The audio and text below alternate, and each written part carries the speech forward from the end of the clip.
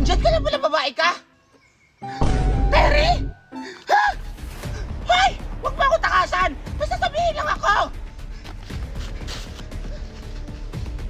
Hoy, Terry! Ayan, hindi na siguro ako makikita dito.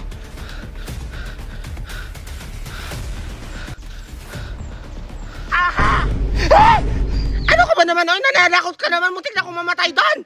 Magna, takbo ka ng takbo. Nakita mo lang ako. Akala mo siguro mangungutang ako ulit.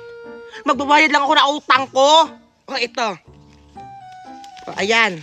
Di ba 200 yung utang ko sa'yo? Ayan. Ito yung tubo at ito yung pasobra. Himala! Lord, narinig mo yon? Hindi ko na kailangan i-post sa Facebook o ipabarangay. Kusa na siya nagbabayad ng utang. Bagong Pilipinas na kasi, kailangan na natin magbayad.